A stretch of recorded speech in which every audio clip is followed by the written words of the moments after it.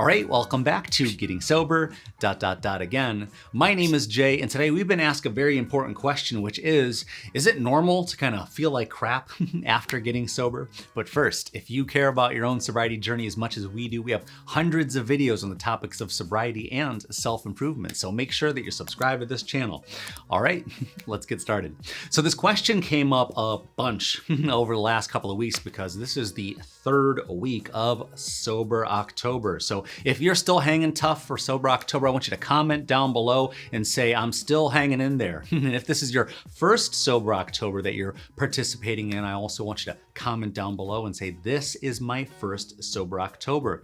But what's so important about this particular time of year is, especially last year, a year ago, we had a lot of people just like you who started their sobriety journey. And we had a lot of people commenting over the last few weeks and last few months saying that they are coming up on or are now currently 1 year sober. So if that's you, I want you to be proud of your sobriety success and comment down below and say, I am 1 year sober. And also too, whatever your sobriety streak is, comment down below. We always want to hear from you. It's not just me. People are always coming here to the comment section of these videos and other sober content creators, and they want to see, well, like, how did it affect you physically? How did it affect you mentally? What were you able to do? Were you able to go back to school? Were you able to be a more attentive partner, or a better loving wife or a husband, or a better parent or child, right? A better employee or a better employer. So whatever it is that you want to list as the benefits that you've experienced along your sobriety journey,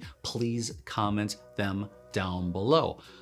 But there is the question of the day. The question of the day is what? Is it normal to feel like crap after getting sober? So the short answer is yes. So if you want to turn the video off, you can, but you probably want to hear what I have to say about it, right?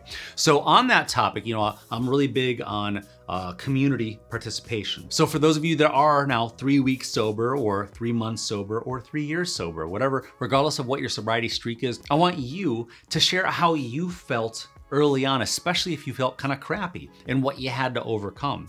And I'll talk a little bit about, my own journey in early sobriety. I sort of remember it. But I know that for a lot of you out there, I read the comments and I see people saying, I quit drinking and now I'm just tired all the time. Or, I quit drinking and now I'm just irritable all the time. Or I quit drinking and something else negative happened, or something else undesirable happened. Or I don't do this, or I can't do that, or my friends, or this or that, or whatever, and time out. One of the things that I least like to see in the comment section of this community or any community is anybody playing the victim, okay?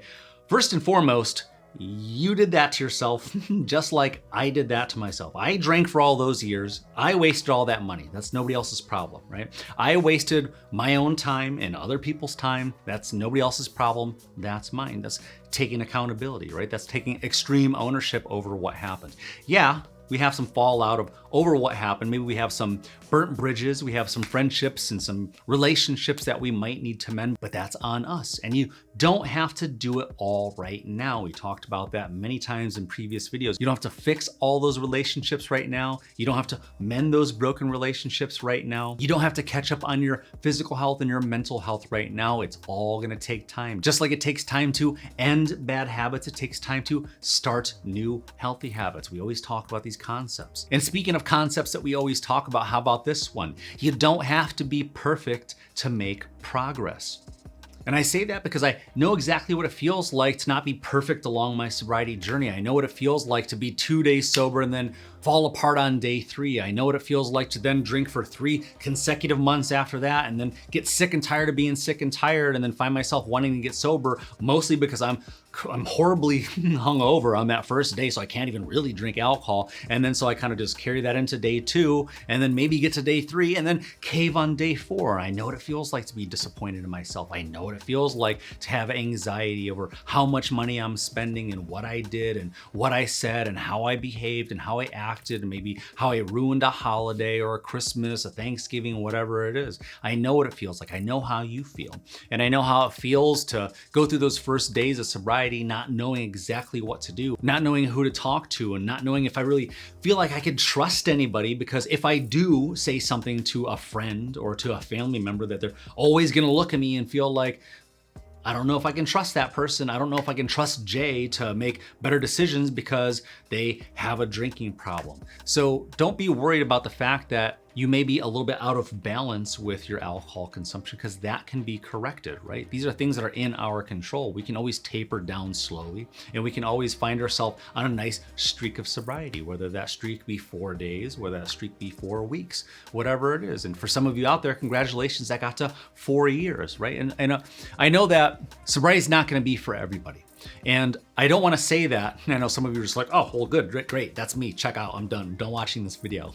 I know what it feels like to not be able to trust yourself. I know what it feels like to see people kind of distance themselves from me. And that feels bad, right? So however you may feel when you're getting sober in the beginning, that's on us, right? Your body needs to recover. Your poor liver needs to recover. Your pancreas, your kidneys, your brain, your heart, your colon, all these things need to recover. Your eyesight is affected by alcohol. Your hearing is affected by alcohol. Your chance of developing cancer, Alzheimer's, and dementia is all greatly increased by alcohol use. So let me ask you a question. Do you want to find out the hard way that that's true? Or do you want to make the better decision right now to maybe lose a little sleep over the first week of sobriety because your body's still detoxing?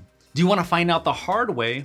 Or do you want to put in the work and effort and know that I'm just going to be a little bit grouchy at work this week and work's not going to be super fun? Well, guess what? Work's not fun anyway, right? We all have to do the chores. We all have to take the garbage out. We all have to tidy up the garage and switch it over from summer season to winter season. We got to do all those things. We still have to do the laundry. We still have to make meals and put food on the table. We still have to go to the grocery store. We still have to maintain this opportunity that we have to live life. So yes, in the beginning, you're going to have some brain fog. Yes, in the beginning, you're gonna have some aches and pains because you're gonna have some inflammation, maybe more than just some inflammation. It's gonna take a little bit of time. And for some people, depending on what your habits were, I don't know, because I know that some people may have extreme withdrawal symptoms. I'm not one of those people that had extreme withdrawal symptoms. But again, you would say, well, how much were you drinking? Well, then another question is, well, how healthily were you eating? I was still going to the gym as often as I could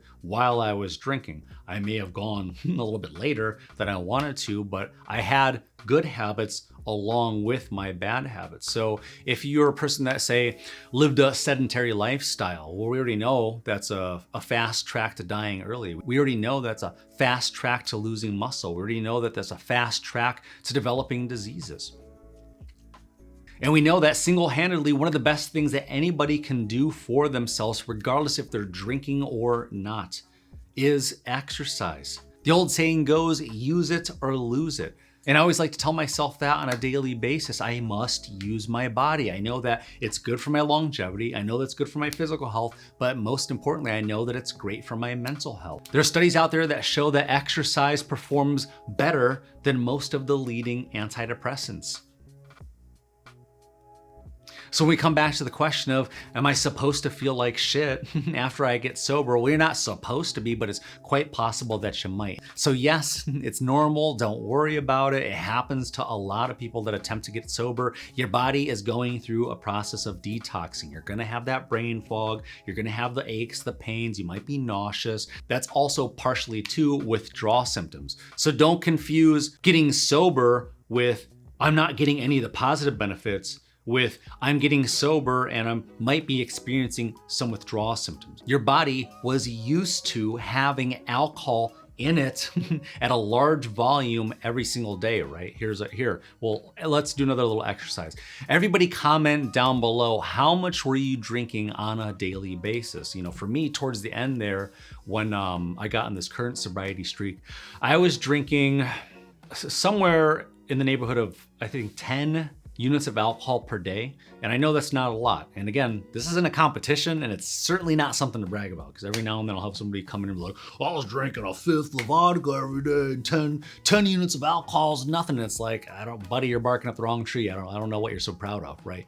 So, you know, building up an alcohol tolerance and wasting all that money and shortening your lifespan and all that stuff, like it's not a good look. It's not cool, right? There's people that depend on you and you're one of them. I think that people get that confused. We talk about like, it doesn't matter what you do, just don't hurt somebody. It's like, well, people forget like, well, you're somebody in that equation. So like, I like to have my drinks. I'm not hurting nobody. It's like, I bet your blood lab results would beg to differ. I bet your doctor would also beg to differ, right? And the thing about, the fact that it may not be killing you right now, but we're all gonna have to land the plane eventually. You have the choice whether it's gonna be a nice soft landing or whether it's gonna be a crash landing. And I bet that if we can all fast forward to the end, we would all like to believe that we did what we needed to do, or at least attempted to do what we needed to do here in this moment right now during our montage moment of our lives where we all turn the ship around so we can get to the safe shores of sobriety, right? So we want to believe that when we get a little bit older and when the end does come, that the end doesn't come because of something that was our fault, because we never quite put the bottle down, because we wanted to have our cake and eat it too, because we still believe that, well, I need to drink to fall asleep at night. Well, like alcohol is a sedative, but also drinking before bed has absolutely been shown to decrease the amount of quality or REM sleep that you get over the course of the evening. So it's okay if you don't feel like your best, and if you need a refresher on what the timeline of health benefits are after getting sober, click on the link in the top corner of the screen. And for those of you that forgot earlier to pause the video and comment how you remember feeling when you first got sober, did you have the brain fog? Did you have the headaches? Did you have the nausea? Did you have the aches? Did you have the pain? Were you sleeping better at night, or were you sleeping a lot worse? So I know it's a mixed bag. Some people, report like, oh, I was on the first night of not drinking, I slept like a baby. And then some people are like, I've been sober for a month and I still have not slept like a baby. Myself included, I still to this day, I've never been one to just sleep like a brick. I'm a very light sleeper. If any noise happens, I will wake up. If any irregularity happens in the house, I will wake up. Whenever I've been in relationships, I have my own king size bed that I can sprawl out in. When I keep the door shut, the cats don't come in, the dogs don't come in. So everybody's different, right? Some people will sleep through anything. I am not one of those people. I just kind of feel protective over the house. So maybe you relate to that, maybe you don't. Maybe you can sleep through a bullet train zipping by your window at 3 o'clock in the morning, but we're all different, right? So don't forget to comment down below, because we always love hearing from you. And if you're ready to binge watch another one of our amazing videos, click on the link in the top corner of the screen. And with that, I want to wish you good luck on your self-improvement journey, and I will see you in the next video. If you want to see another one of our videos, click here.